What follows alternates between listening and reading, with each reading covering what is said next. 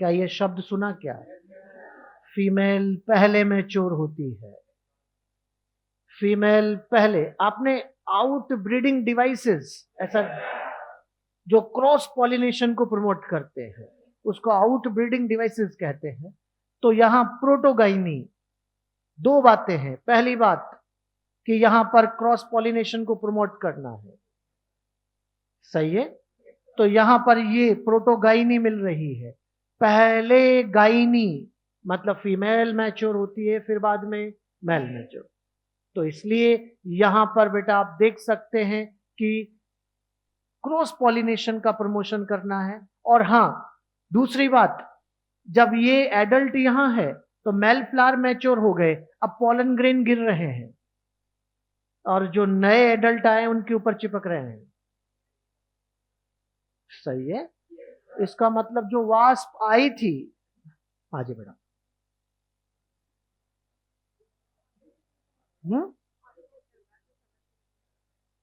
Orientation 6:15। कब जाएंगे ये लोग? अच्छा ठीक है, हाँ हाँ ठीक है। ये आपकी अभी लास्ट क्लास रहेगी, इसके बाद आपको नीचे -1 बेसमेंट में ओरिएंटेशन के लिए जाना है। वहाँ 1 से सवा घंटे का प्रोग्राम होगा, उसके बाद फिर आप घर जाएंगे। हाँ,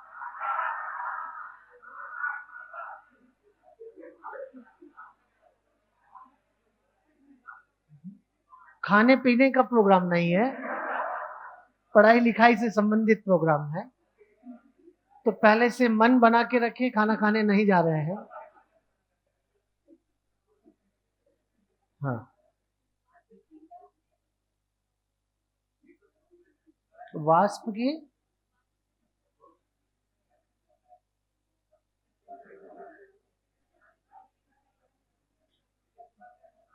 मैं आपकी बात को समझ नहीं पा रहा। वास्प ने क्या किया? उसी को अट्रैक्ट करे, हाँ।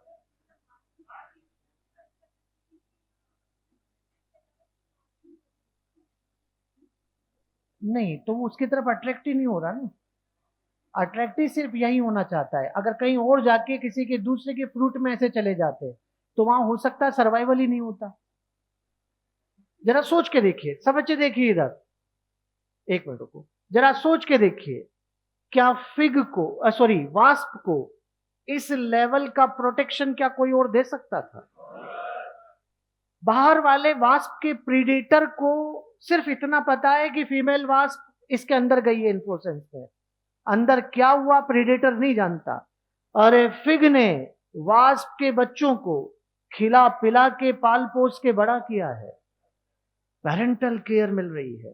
क्या ये सब बातें किसी दूसरी जगह मिल पाएगी? नहीं ना, नहीं मिल पाएगी बेटा, यही है बस। अगर ऐसा है तो बेटा समझ जाइए, यहां पर दोनों के बीच बहुत टाइट 1-to-1 रिलेशन डेवलप हो चुका है। हाँ बच्चे, आप क्या पूछ रहे थे? पूछिए, पूछो। अरे बड़ा क्वेश्चन पूछ लिया बच्चे ने, बहुत बड़ा क्वेश्चन है। यही तो आया था इस बार। हाँ, तो ये बड़ा कॉन्ट्राडिक्शन मामला है। यहां पर वास्प अंदर है। अगर आप फ्रूट को बिल्कुल ड्राई होने से पहले अगर तोड़ते हैं तो वास्प अंदर से निकलते दिखते हैं, वास्प अंदर से निकलते दिखते हैं अगर आप फ्रूट को तोड़ते हैं पहले। इसका वीडियो भी मेरे पास है, लेकिन अभी इस पे नहीं चलाया जा सकता, उसको इस पे भी चला के बताएंगे आपको, पेन ड्राइव में लेके आएंगे। हाँ हाँ, नहीं ऐसा तो उस क्वेश्चन के लैंग्वेज में नहीं लिखा था कि इंडियन फिग, ऐसा नहीं लिखा था वहां पर। कॉमन फिग की बात हो रही थी। तो ये तो अब एनटीए डिसाइड करेगा कि ये वेजिटेरियन है कि नॉन वेजिटेरियन है, क्योंकि कुछ के अलग व्यू हैं, कुछ के अलग व्यू हैं। तो इसलिए ये तो कॉन्ट्राडिक्शन वाला ही क्वेश्चन था। फिर वही बात, मैंने कहा कि इसका कॉन्ट्राडिक्शन है, ये एनटीए डिसाइड करेगा और कोई नहीं कर सकता। क्योंकि यहां पर कुछ कह रहे हैं कि फ्रूट नॉन वेज नहीं हो सकता। फ्रूट खाया है हमने, तो ऐसे तो कितने ही बैक्टीरिया साथ में खा जाते हैं हम ऐसे। अब वहां आगे लिख के दिया एज इज इट कंटेन वास्प उसी क्वेश्चन में, और अगर आप उसमें ऐसा लिख के दिया कि वास्प साथ में खा रहे हैं तो नॉन वेज भी हो सकते हैं। तो दोनों मत है, दोनों तरह की चीजें चल रही है, तो बड़ा कॉन्ट्राडिक्शन क्वेश्चन है। तो उस पे आप सबका ही कॉन्ट्राडिक्शन में है वो, आपको ऐसा बिल्कुल नहीं सोचना। तो इस तरह से अभी मैंने कहा कि यहां प्रोटोगाइनी है। प्रोटोगाइनी का मतलब पहले फीमेल। अब यहां पर ये इसके ऊपर क्या गिर गए, पॉलन ग्रेन। अब पॉलन ग्रेन गिर गए तो इनके ऊपर चुके हैं। एडल्ट के अंदर मेल फीमेल दोनों हैं। अब देखिए बेटा, जो यहाँ के मेल्स है वो मेल्स फीमेल को फर्टिलाइज करेंगे और फ्रूट की वॉल को ब्रेक करेंगे। ऐसा करने से दो फायदे हो गए, फीमेल तो फर्टिलाइज हुई ही, सीड भी डिस्पर्जल हो गया और फीमेल आजाद हो गई किसी दूसरे फिग की तलाश में। तो यहां पर इस तरह से साइकिल चलता रहता है और अगला फिग फिर इस तरह से पॉलिनेट हो जाएगा और वहां पर फिर वही साइकिल चलेगा। तो को एवोल्यूशन, को एग्जिस्टेंस और को एक्सटिंक्शन, तीनों चीजें यहां देखने को मिल रही है। जो रीजन वहां क्वेश्चन में लिखा था उसके अंदर पॉलिनेशन इन फिग फ्रूट लिखा था, वो गलत है। फिग फ्लावर आएगा, फ्रूट नहीं आएगा। तो क्वेश्चन में जो रीजन है वो तो गलत है, क्योंकि वहां पर लिखा गया था कि फिग फ्रूट में पॉलिनेशन हो रहा है। फ्रूट में पॉलिनेशन नहीं होता, फ्लावर में पॉलिनेशन होता है। तो रीजन तो वो गलत है, लेकिन असर्शन को लेकर कॉन्ट्राडिक्शन चल रहा है, कहीं सही कहीं गलत। व्यू दोनों ही तरह के आ सकते हैं बेटा उसमें, क्योंकि जिस तरह से अगर मैं कॉमन व्यू देखूं तो वो नॉन वेज नहीं है, क्योंकि फ्रूट को खाना नॉन वेज नहीं होता। लेकिन उसी क्वेश्चन की लैंग्वेज में वही असर्शन में लिख के दिया था एज इट कंटेन वास। तो अगर इसको ध्यान में रख के सोचूं तो हम कुछ वास भी खा सकते हैं। तो दोनों ही बातें हैं।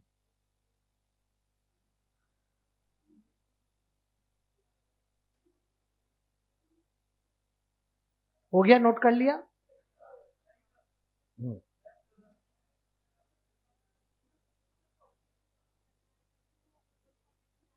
हम्म उसको पॉलिनेशन करना है, दोनों का एक एरिया में साथ होना जरूरी है। मैंने आपको जब म्यूचुअलिज्म की शुरुआत की तभी आपको ये बात समझा दी थी कि मैं दो कैटेगरी के एग्जाम्पल पढ़ाऊंगा, जिसमें एक में लाइफ टाइम एक साथ और दूसरे में एरिया एक। दोनों दूर दूर रहेंगे but at the time of mutualism contact में आना पड़ेगा। तो फिग और वास्प वही एग्जाम्पल है, एरिया तो एक ही है लेकिन at the time of mutualism contact में आना पड़ेगा वो आगे। हाँ जी, आर्टिफिशियली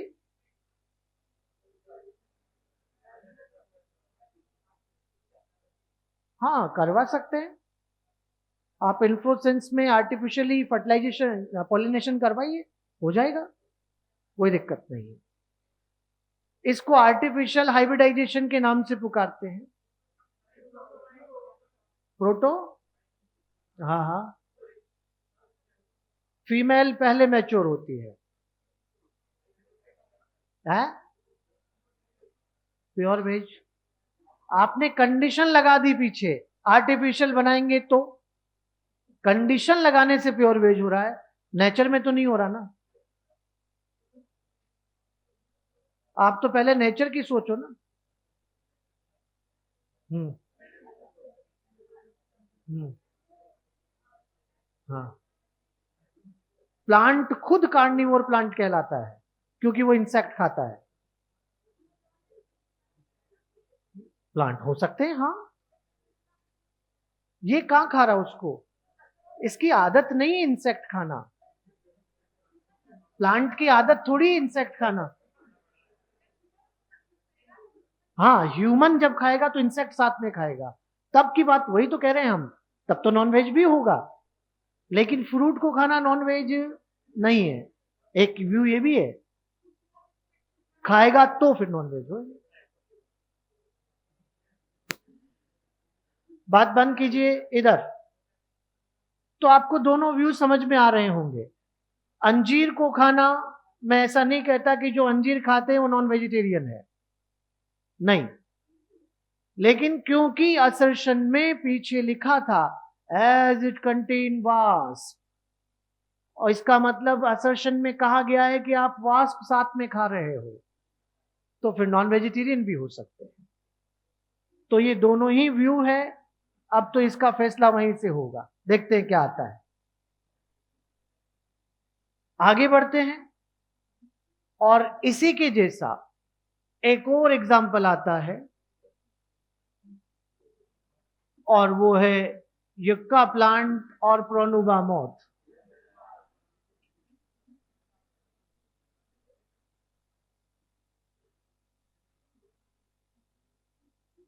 युक्का प्रोनुबा,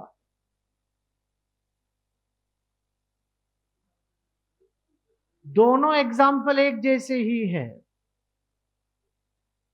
लेकिन दोनों में डिफरेंस क्या है पहले वो सुन लो ध्यान से।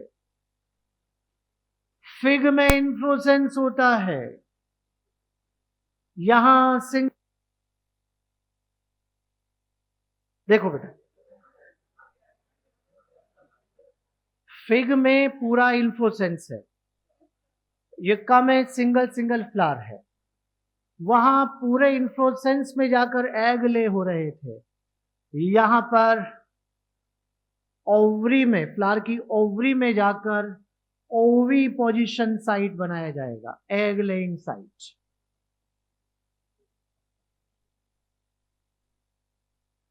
और यहां बाकी सब एक जैसा, एग, देन उसके बाद में लार्वा, देन उसके बाद में वही सीड खाओ और एडल्ट बन जाओ। अब ध्यान देना इधर, यक्का के अंदर कुछ इस तरह का फ्लावर है इसका,